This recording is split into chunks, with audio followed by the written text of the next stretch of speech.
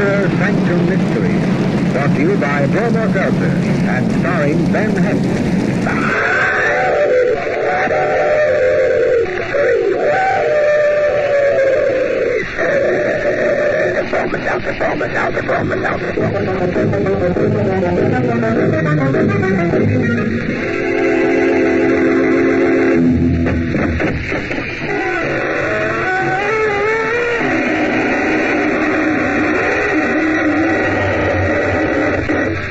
Good evening, friends of the Inner Sanctum. This is your host, inviting you in through the squeaking door. Come in, won't you? We're having a gala affair tonight, a grand premiere at the downtown mausoleum. And anybody who is anybody will be there. Yes, it's formal, of course, but you don't have to wear evening clothes. You can come in morning. But do come early. We're having a few people in to die for us, and you mustn't miss the opening kickoff.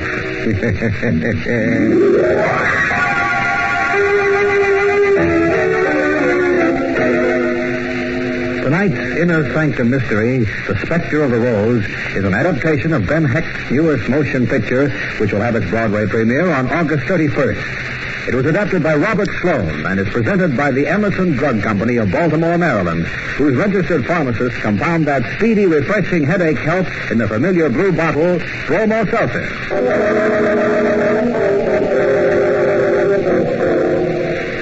This is your host, ready with tonight's story. It's all about a ballet dancer who made a woman's heart pirouette and kept a detective on his toes. Our guest tonight is only a student of the ballet, but at telling stories, he has no master.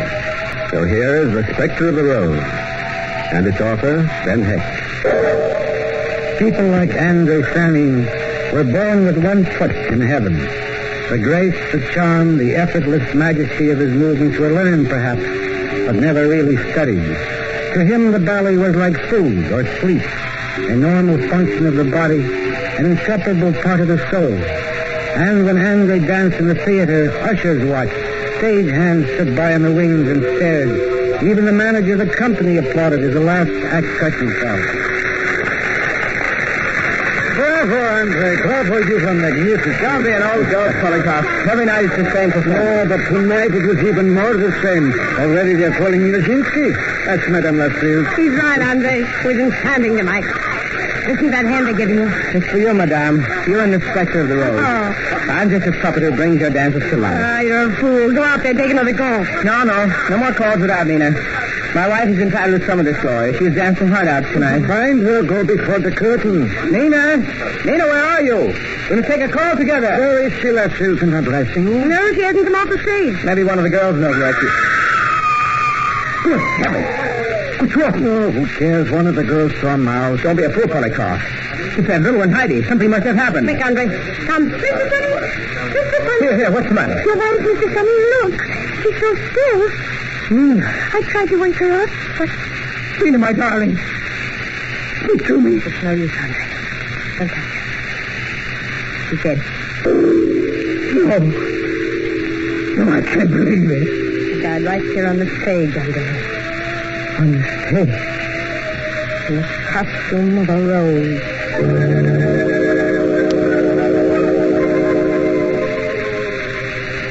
Nothing like it had ever happened before. A ballerina dies in costume at the end of a performance, and her husband's grief closes the show. But men like Polikoff, men who are full of ego and insolvency, never let a good show stay closed. It took a month to find a new backer for another ballet starring Andre Fanning. But as soon as he found one, he went to La Silk with his plan, his bigger and better plan. It's a gold mine, darling, a gold mine. Polikoff, why do you come to me with your gold mine? I'm getting my girls a lesson. Andre Fanning is sick. Sick? I don't believe in that sickness. Nerves, that's all. Please, please. All right, children. All right. Just a moment, we'll start again. Polikoff, forget Andre. He's mental. But how long can a man suffer over a dead wife? A week, 2 weeks, but 7 months? That's ridiculous. When the music plays, he'll die. I told you, he doesn't dance. He lies in a bed, staring. He hasn't moved for months. He doesn't even know if it's day or night. That's not fair, madame. He's moody, but he's as shining as ever. This poor child here brings in soup. Like Little Red Riding Hood. He never even looks at her. You're sweet of you, Heidi. As long as one woman still adores a man, he isn't cute. He isn't mad. Yes? What is it? Excuse me. You, madam, look filthy. That's right. My name's McFarlane. I'm from the Homicide Bureau. Do you mind if I ask you a few questions? What about? About a dancer you know called Andre Sanin. You know where I can find him? Well, I imagine you can find him right where he's been for the last 7 months, at home, in his flat. Where is that? Why do you want to see him? Oh, just a report I'm investigating. You know how the police are. We never really close our books on a case. What books? What are you talking about? Well, to be perfectly frank, mister, Sanin seems to have been making some peculiar statements about his wife. And I'm not altogether sure they aren't true. What has he said? That his wife was murdered. Murdered? Yeah. That's why I'd like to talk to him. Get some of these statements firsthand. This is foolish, officer. He's sick. It's his sickness makes him say things like That's that. the same. I want to talk to But him. you can't, not while he's in this condition. I wouldn't think of letting you speak to him now. I'm afraid you'll have to, young lady. Why? Who did he say murdered his wife? That's just it. He said he did it himself.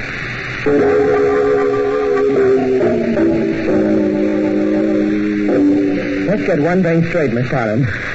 I didn't kill her. And if I told somebody I did, it's only because I'm surer than a bedbug. So help me. It was stuck in my mind. What was stuck, Mr. Sanin? The idea that I'd killed her that night on the stage. It's sort of a dream. Andre? It's all right, Heidi. I can talk about it. Go ahead, Mr. Sanin. Talk. Well, it's like I was telling you before. I get these dreams. Daydreams, you might call them. Oh, they're real to me. First, I hear the violins and harps. Way up high. That's the start. Then I see myself coming in a jacket of roses with a knife in my hand, you know? No, I don't. Is this one of the characters that you play on the stage? That's it. It's a dance called the Spectre of the Rose. Only you don't really carry a knife. It's only in the dream. You see what I mean? The dream's all mixed up. Well, you're a little mixed up, too, aren't you? No, not anymore. No, it's only in the dream that I killed her. But I haven't had that dream or heard those screwy violins for some time. No kidding. In other words, you're normal now. Sure, like a rock. Even the music doesn't bother me anymore. Wait, I'll show you. Play it for me, Heidi. Andre, no, not the Spectre of the Rose. Play it, I said. All right, Andre.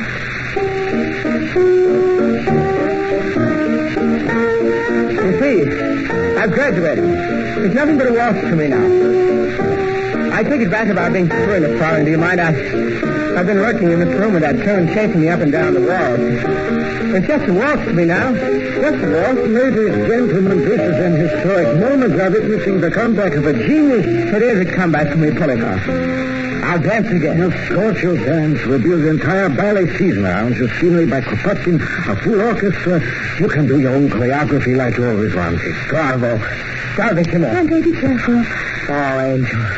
Little angel that heaven has sent to nurse me back to health. I'm well again. And you have made me so. What? You're beautiful, darling. And I want you to dance with me. Don't you understand? You shall be my ballerina. Andre? Do you mean that, Andre? You want me to be your ballerina? Of course, my darling. Together we shall dance the Spectre of the Rose.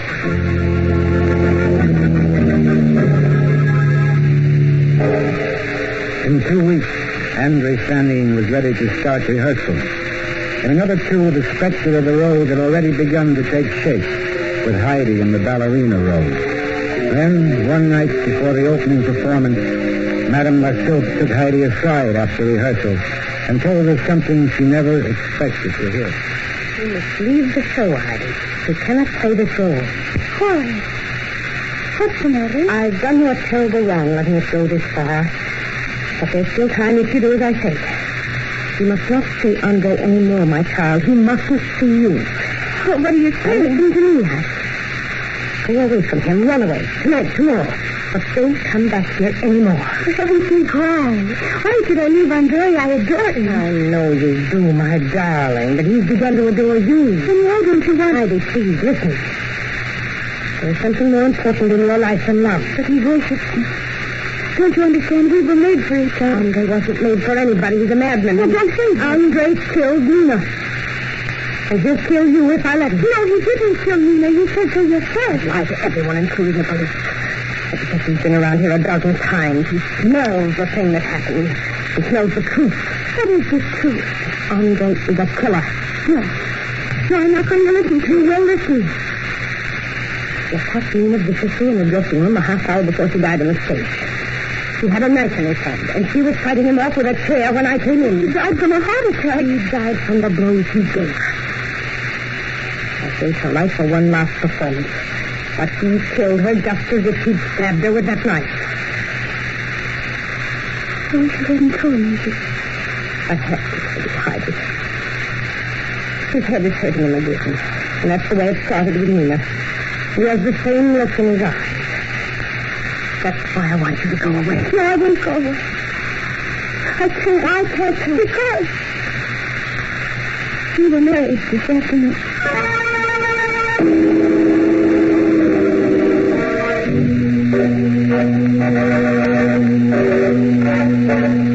No, Andre, please put me down. Oh, but I insist, darling. A man has a right to carry his bride across the threshold, even a walks one like this. There, now I can let you down. Oh, you're so sweet, my dear. Sweetness is infectious, Angel. I catch it all from you. And when I take it... What's the matter? Music. I don't hear anything. You can make it go away. Hold me. Hold me tight. Tight, Angel. I love you, Andre. I'll always be with you whenever you need I me. need this with you so much. Yes? Forever. I'll never harm you, Heidi. Believe me. I'll never hurt you. No matter what happens. I don't talk like that, darling. It frightens me. Don't be frightened. I just want you to know this. Again? Yes. I'm sorry, sweetheart. The music. It's like a devil's street. Oh, you please, what can I do? Nothing. That music is for me. Please let him dance. Go on, The Phantom. The man with the knife. Can't you see him? No. He's coming. Closer. Closer. Hurry. Like a spectre of a rose. Here he comes, darling. Look out for the knife. Andre. Oh, my darling. Love me. Love me.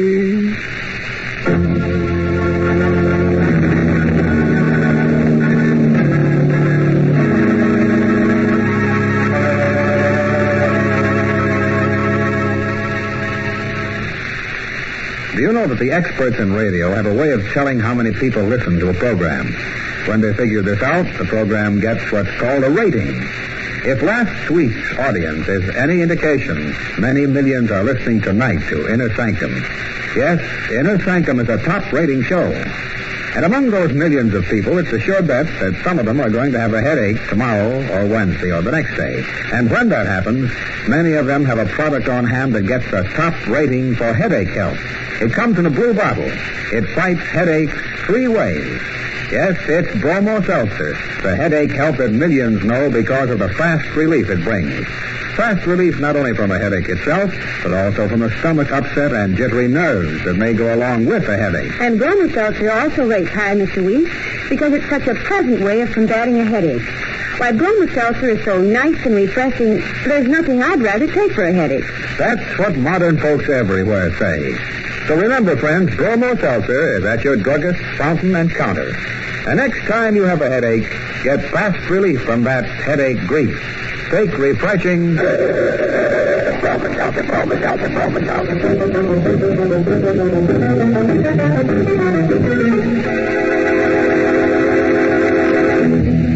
Well, now that you've had a chance to catch your breath, let's give this ballet dancer another whirl. And find out what makes him tick. No. Not Andre. The other one, the gay blade that dances up and down the walls with a knife. He's the one I like. Only it's a pity he never uses a fork. But then what can you expect of a Spectre? He's an artist, and artists who paint with a sword have a nasty habit of drawing blood. But let's get on with the story. Here's Mr. Hecht to continue. The mind of a ballet dancer is hard enough to fathom even under normal conditions. Fed on symbolic thoughts and childlike enthusiasm, its simplicity is deceiving. Like a fine watch or an expensive radio, a delicately adjusted mechanism which gives it balance can become distorted. One crossed wire, one loose connection, and instead of hearing a beautiful symphony, out comes static. That's why Detective McFarlane was on hand at the theater the night the Spectre of the Rose was scheduled to open. Now, don't get excited, Lustville. I'm not here to arrest anybody. I just got a hunch that something might happen. What? Don't you know? That guy went crazy last time he danced. Loonies like him have a way of repeating themselves. Will you kindly not add to our burden? I've explained about Nina's death 1,000 times. That's the trouble. A normal death needs only one explanation. But 1,000 aren't enough when it's a case of murder. Phil, please! Stop your fighting up there! Don't give me that, Lustville. That scream wasn't upstairs. It was right down here in Andre's stunning grove. Open up. Open this door. Open up, Ralph. What's there? Andre! Heidi, what's wrong in there? Huh? What? Who's making all the noise? Never mind about that. What's going on here? Nothing. I was asleep. Somebody screamed in here. Where is she? Who? What are you talking about? Your wife. Where is she? She's lying down, resting. We always rest before a performance. You wanted to see me, officer? Oh. Yeah. I thought something might have happened. I heard a scream here. No, nothing's happened. My husband and I were quarreling. I screamed. I couldn't help it. Please leave us alone. Not so fast. You look a little pale to me. Are you all right? Of course I am. Wouldn't I tell you if I weren't? I don't know. Well, listen, will you? I know this isn't very pretty, but everything is all right. After the show, you can hit me on the head if you want to, but right now, you've got to leave us alone. We're dancing tonight. He's right, McFarlane. Leave him alone. Okay. I won't bother you anymore, Sonine. But I'll be standing right outside the door. Fair enough. Darling.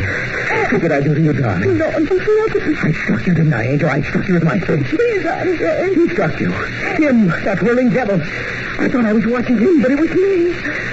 I'm the one who... No, darling, no, I love you, Andre. Did you hear me? I love you, Andre. I'm no good, Heidi. Just a lot of muscles that can dance. The rest of me is rubbish, broken glass, and broken. No, don't talk now, please.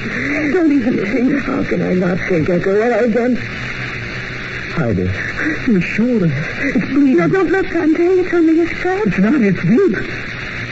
It's a cut. I can fix it. I did that too, didn't I? I cut you with the knife. No, there wasn't a knife. Don't lie to me, Heidi. There was. I tried to kill It you. was an accident. I fell against the glass. Can't you see the edge of it is sharp? And I got... I'm sorry. I tried to hide it from you in my rope. The knife. The knife I held in my hand. It wasn't you. Take it, Heidi. Take it and plunge it into my heart with blood. No, never. Angel, you might kill me before I kill you. Officer. All right, Alice. All right, darling. Tonight you must dance.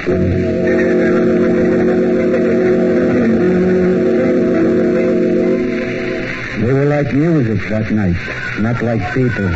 Like music, floating to the air like resonant notes echoing down a corridor.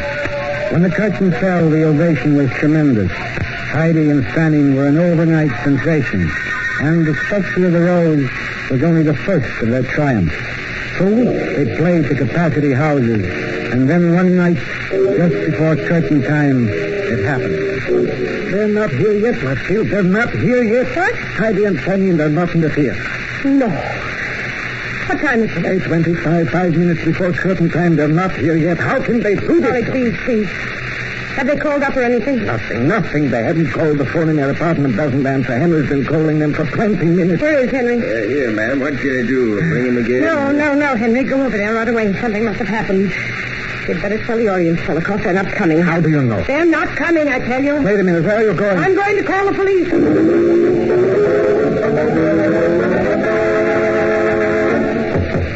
Heidi! Andre, open the door. Never mind the knocking, Lustville. I got a key from the super. Nobody's home. McFarlane and Henry would have called us if they were here. Just the same, we're going inside. They certainly made a mess of this place before they left. How do you know they left? I don't. I'm almost afraid to look. What's that? Wait. There's somebody on the floor. It's Henry. Henry, what happened?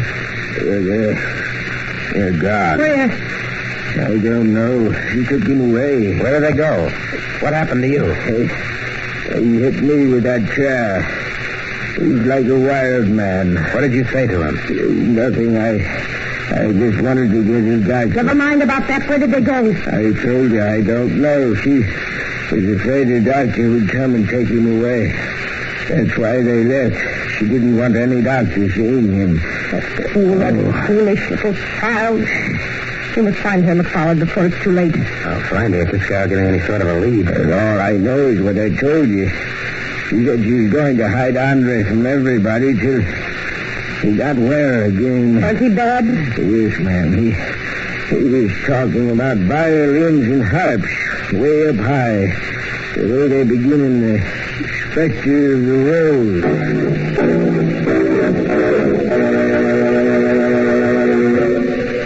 Andre was bad.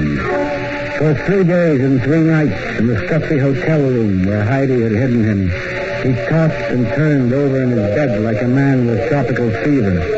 And all the while, the demons sang in his head.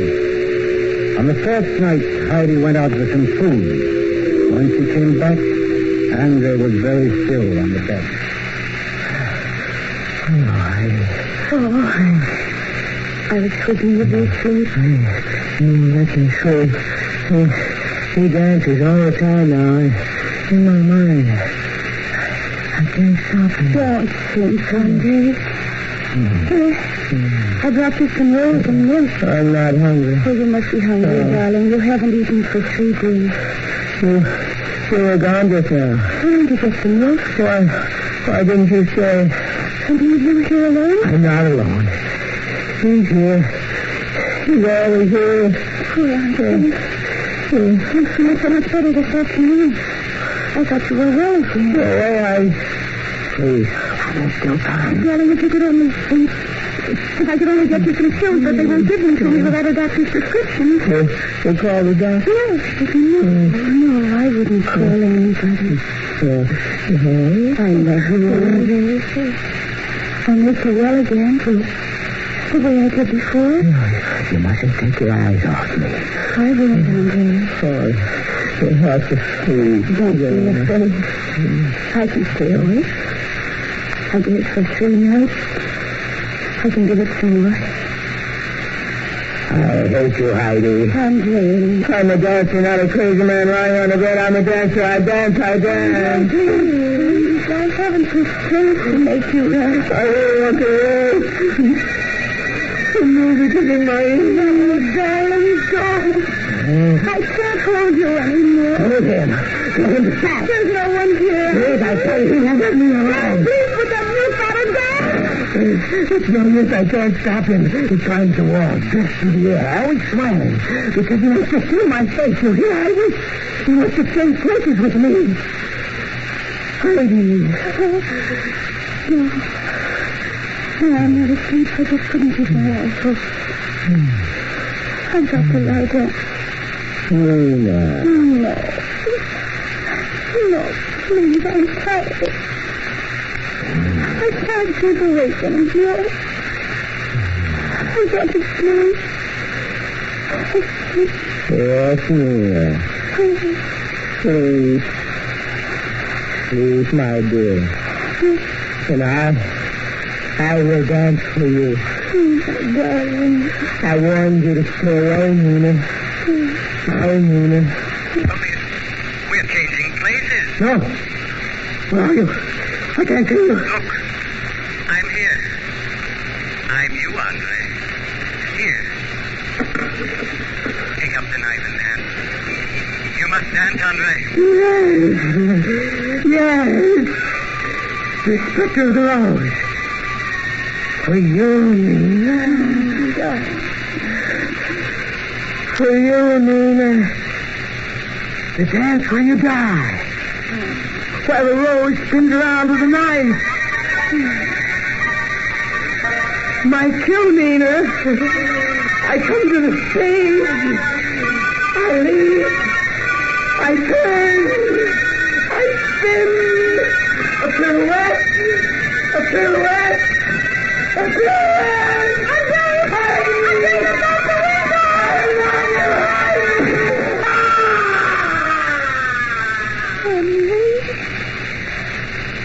My darling.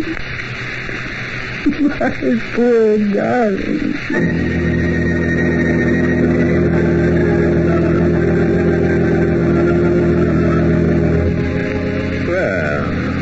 This is your old choreographer, and let that be a lesson to all you whirling dervishes.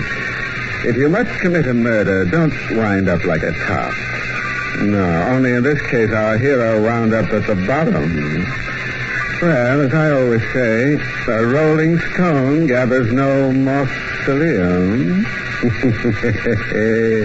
Oh, a word of advice, friend, from a man who made quite a mark for himself. Cutting throats. Murder, he says, is a messy business, but business always comes before pleasure.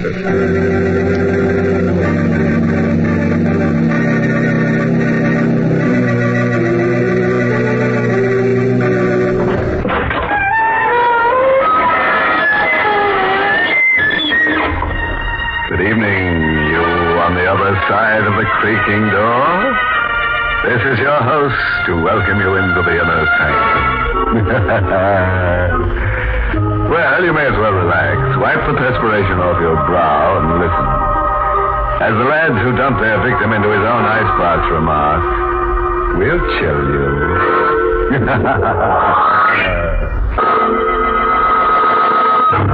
Tonight's Inner Sanctum Mystery, Death Rides a Riptide, was written by Lou Vittis and stars Arlene Blackburn in the role of Carol with Lawson Zerby as John. Tonight, we're featuring a jovial little item about a girl named Carol Vane. She married a man whose first wife had been drowned. After a little while, she discovered that she herself was in hot water over her head. It's the night that John Vane has brought his new bride home. Home to the cliff house above the ocean. Well, Carol? This house is very beautiful, John. Yes, it is. A bit lonely, perhaps. I could never be lonely with you. Oh, darling. Let's go in. All right, dear. A bit musty. We'll get the place aired, though, first thing in the morning. How does it get this way after they've been shut up for a while? Of course they do. Oh, the place hasn't been open since Margaret died, John. Yes.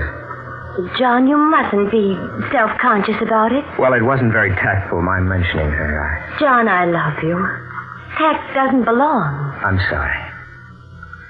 Darling, the hour's late and your husband... John! It's all right. Just someone with a very bad sense of humor, throwing stones. That wasn't supposed to be funny. John, you've got the stone. Yes. There's something wrapped around it. Paper. Let me see it. No, it Please, wouldn't. John. Well, I don't imagine I could keep it from you indefinitely. Keep what from me? Here's the stone. The paper. It's a note addressed to me, John. It would be. It says, to the new Mrs. Vane. If you listen carefully, you can hear the waves beating against the cliff. The waves in which the first Mrs. Vane died.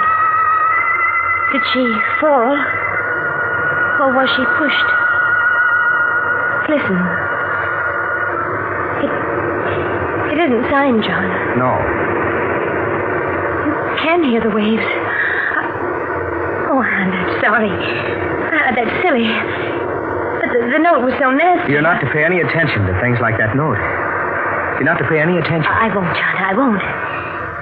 Can we go to sleep now? Of course. It's true that Margaret was drowned, but it was an accident, wasn't it? Wasn't it, John?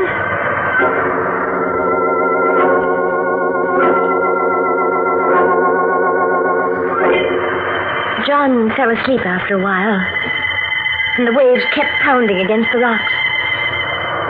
I remembered having heard how badly she'd been bruised by the rocks. I remembered seeing her and John in the village, and how beautiful she'd been, and how I'd envied her. And now after the waves and the rocks, she didn't care anymore. And before I could fall asleep, I envied her even now.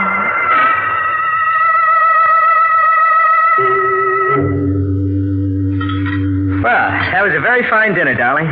John, Yes? exactly how did Margaret die? Carol, there's no I point. want to know. She was drowned.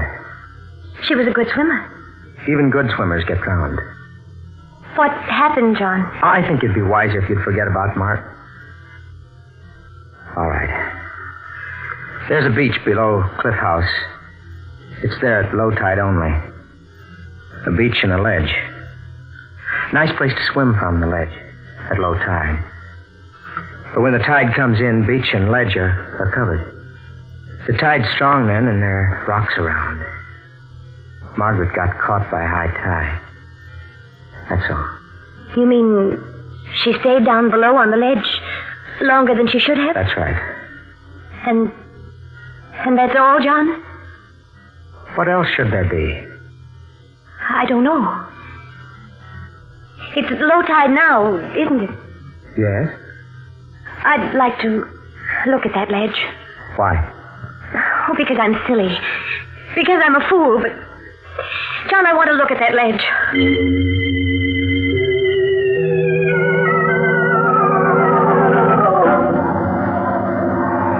There are steps leading down, aren't there? Yes, I had them built some years ago. Carol, we should go back to the house. This business is idiotic, morbid. But we're at the ledge now. The tide's down. The ledge is broad and safe, isn't it? It is. At high tide, I suppose it would be covered. Yes. Cracks in the ledge. Seaweed caught in the cracks. From the time the ledge is covered by the water, I guess. And What is it? this was wedged in one of the cracks. This? Oh. Yes, John. It's part of a heel. A woman's high heel. So it is. Oh, the tide's rising. Let's go up. All right. Part of a woman's high heel. Caught in one of the cracks. John, Yes? could it be from Margaret's shoe? I couldn't tell. Throw it away, or better yet, give it to me. Here's the coin. Here.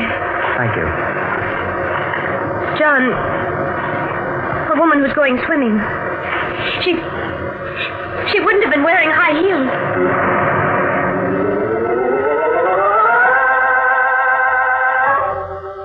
We didn't speak on the way back from the ledge. And once back at the house, John found it stuffy or something, I suppose. He muttered at me and went out into the night. The night that had become so suddenly of so intense a darkness. John? Oh, wait, I'm coming. Who is he? You startled me, my dear. Appearing there in the doorway, for a moment I thought you were my niece. Your niece? Yes. You're not, of course. My niece is dead. Who are you? Jeremy Mangan, my dear. Mangan? Mangan? Your predecessor, my dear, was named Margaret. Her father? Uncle. May I come in? For an elderly gentleman like myself, the night is cold. It's cold for me, too. Come in. Thank you. Where is dear John? He's out. Oh, it's too bad. I did want to see him. What about? Money? I hope I don't shock you by my frankness. He owes you money? No, but I think he'll give me some. Why? You're a prying little creature, aren't you? Why do you think John will give you money? My dear, I intend to sell John a letter. Sell him a letter? A letter written to me by my dearly beloved niece. Margaret. But why should John want to buy it? Let me read you a bit of it, shall I? All right. She says in the letter, among other things... yes. Uncle, come for me. At once. I must get away from Cliff House. Because if I don't, I'm going to die. I'm afraid. Please don't think I'm making this up, but I'm going to die. I'm going to be killed. Here, I rather think that's enough, don't you? Why didn't you come in answer to a letter? She sent a letter out 2 months ago. 2 months ago, I happened to be detained elsewhere. To be precise, I was momentarily in jail. I didn't get the letter which had been sent to my lodgings until this week. Tragic, John has nothing to be afraid of, whatever the letter says.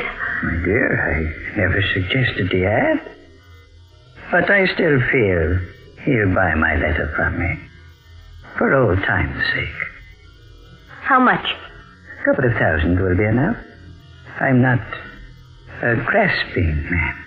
If you saw John, spoke to him as you've spoken to me, he'd kill you. A habit of his? I'll get you the 2,000. Give me the letter. Hardly, my dear. Not that I don't trust you. Well, then? I'll be at the hotel in the village. Shall we say tomorrow afternoon? Tomorrow afternoon. Good night, my dear. Oh, it occurs to me. Am I likely to run into John? I don't know where he is. Oh, well, the night is dark. I dare say I'll manage. I did mention cash, didn't I? But,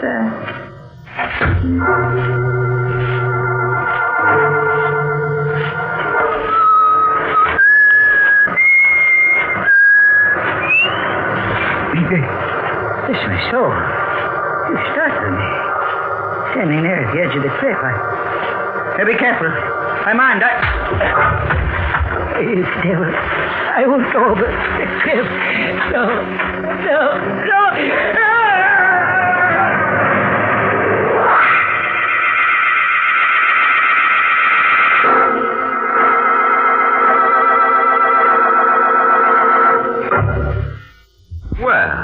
Here we are, back again with Carol Vane, who married John Vane after his first wife had been drowned. Officially, it was an accident, but a lot of people feel that John believed in the old saying, cast your dead upon the water. At any rate, late one night, the drowned woman's uncle, a man named Mangan, visited Carol. He had a letter from the first Mrs. Vane in which she wrote of her impending murder. Carol agreed to meet Mr. Mangan the next afternoon with some money. But long before then, somebody heaved Mr. Mangan over the edge of a cliff. Maybe for exercise? At any rate, it's the next morning at breakfast. Carol, Yes, John? you're upset about something. No, I'm not. Not really. John, when you went out last night, where did you go? For a walk. Why? Nothing. What's in the papers this morning? Oh, same old stuff. International crises. John? Look at something else. Mangan, Margaret's uncle, Carol. Yes? What about him? It seems he fell off a cliff last night. Oh, John. He was wandering about in the dark. Was it near here? Oddly enough, yes. And they found his body this morning. John, did you see him last night? No, I haven't seen him for months. Why do you suppose he came here? I've no idea. But where is he now? Probably at the morgue, what they call the morgue. Finney's drugstore in the village. I think we should go down there. Why? Well, you knew him. He was your wife's uncle. I never liked him. Still, it would look better. Carol, what are you thinking? How his death, his accidental death, fits.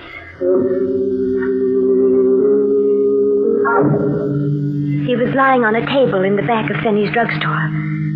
The fall hadn't marked him much. Nobody had gone through his things yet. So while Finney and John and I stared at the dead body, I gasped. Carol. Oh, I feel faint. Mr. Finney, could you get me something? Of course, Mom. Be back in a minute. Oh, John. Oh, I just remembered. Tell Mr. Finney not to get pneumonia. I can't take it. But, well, all right. Mr. Finney, please be sure to get something. I loved my husband. So I went over to where the dead body lay and put my hands in his pocket. And I found the letter. Carol, he's fixed something. Here. Oh, thanks, John. Your wife. shaking. Well, maybe this stuff will help us. Feel any better? A little. If we can leave now. Of course. Carol, Yes? what did you take from Mangan's dead body? I told him nothing. I lied. Later that evening, he went upstairs. There was a fire burning in the fireplace, and I threw the letter in. Carol, what's that? What? In the fireplace, that paper. Oh, nothing. Just wait. I think I'll take a look at it before it John, burns. please don't. Carol, let go. No, John, I love you. I don't care. No, I want to get that paper. I don't want to hurt you. But I must get... There.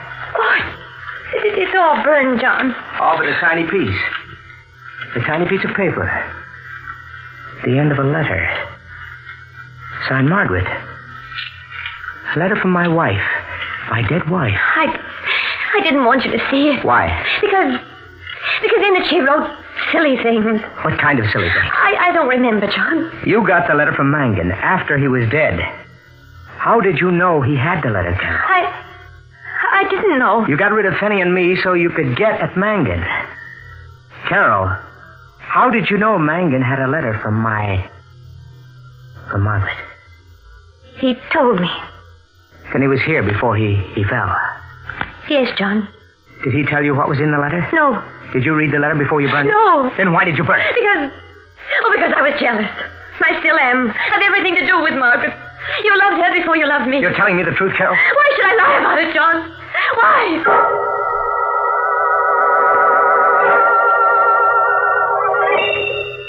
It wasn't very good after that. John took to staying away from home. I saw very little of him. We avoided each other. Each of us for reasons we didn't dare speak of. It wasn't very good there in the cliff house above the ocean. The ocean where Margaret Vane had died, and where Mangan had fallen to his death. I might have gone away. That would have been the safest thing of all for me, but I loved John. I hoped. And in hoping, I was betrayed. John? Yes, my beloved John. Oh, I'm glad you're home, even though... Even though the hour is too late to be respectable? Oh, I don't care. There's a lot you don't care about, isn't there? I don't know what you put on quite an act, don't you? About not knowing. But you do know, don't you? I do know what? That my wife, my first wife, was murdered. John. Yes, it's out now. It's been said now. Margaret was murdered. They don't have to whisper about it in the village anymore. I'll shout it at I won't them. listen to you. You think that'll make it right, huh? It won't, my love. Because you see, the fishing boat Evangeline is back. Fishing boat? It's been away for 3 months. The men on board didn't know about Margaret's death. They know now, and a couple of them remember something. What do they remember? Seeing Margaret on the ledge just before the tide turned. But the trouble is, they're prepared to swear that Margaret wasn't alone. John, that doesn't have to mean anything. Look at me, John. It doesn't mean anything. Carol, what was in that letter you burned? I didn't read it. John, you're hurting me. What was in that letter you burned? Oh, let me go. I'll tell you. Thank you. Margaret was afraid she was going to be murdered. Yes. I rather thought so. That was why Mangan had to die. John, I'm leaving. No, you're staying. Here with me. You're the only wife I have left now. You're insane. Am I? That's a thought. Hadn't occurred to me before. I'll think about it. I won't stay. Why not? I'm afraid. Are you? Get away from my desk. No, you keep a gun here. Yes, I have it now. You wouldn't shoot me. You love me. I do, John. But it's no good anymore. I'm going away. You're mistaken. Don't come any closer to me. You're not going away. You're never going away, Carol. John, if you take another step, I'll... You what, my precious? Oh. You did shoot after all. Somehow. I didn't think you would. I told you not to come any closer to me. I underestimated you. I've always underestimated you. But, Carol, when I die, and I am going to die, what will you tell the police? But I have to tell them. That I shot you in self-defense. Yes, of course, that would be your lie. Not a bad one. It might have worked. It's the truth. Of course it is. But, Carol, defending yourself against a murder charge isn't considered good motive for acquittal. What do you mean? I would have bought Mangan off because I was in love with you. Even though I knew. But Mangan was murdered anyway. By you. Very consistent story. But, Carol, you remember that shoe heel? Yes? High heel? Woman's shoe? You know where it is now? No. On the ledge, down below, in the crack where it was before. And the police are going to examine that ledge once again. Now they've heard the story of the fishing boat people. That has nothing to do with me. Carol, Margaret never wore high heels. Never. Something wrong with her feet. So the heel has to be yours. My beloved murderess. John. Dead. Dead as Mangan. Dead as Margaret. And I. There was the ledge and the broken heel in the crack. A little item of unfinished business that I had to finish. Mangan was dead and the letter burned. I was safe there. John was dead and his knowledge dead with him. I was safe there. The men on the fishing boat hadn't seen the second figure on the ledge clearly enough to identify. I was safe there. There remained only the heel broken off one of my shoes when I hit Margaret. And I'd get it before the police did. And I'd be safe there. The tide's coming in. The ledge is still above water. The ledge where my heel had been. But the heel wasn't there. Maybe I mistook the place. The ledge is broad. I began to hunt over it. There isn't too much time. The tide's coming in. The riptide that had battered Margaret against the rock. The heel was down there someplace, and I had to find it. To find it, I couldn't. And the waves began breaking over the ledge. The water began creeping over its surface. And the shoe heel that would hang me. That would hang me wasn't there. But then I realized. John had lied. The heel wasn't on the ledge at all. I must run. Escape. Run. But the waves are higher now. The ledge is covered with water. I turned to run and I fell. I fell.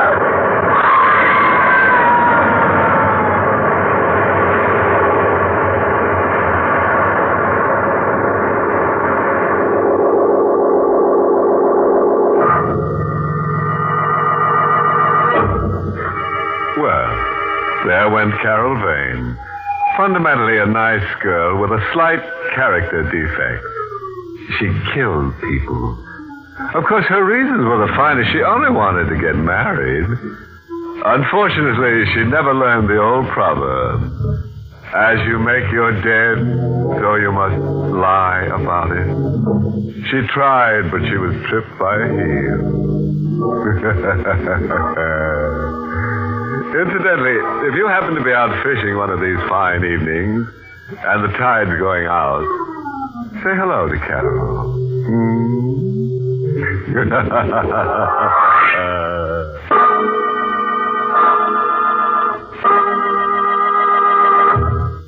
We invite you to join us again next week at this time for Inner Sanctum. This is the United States Armed Forces Radio Service, the voice of information and education.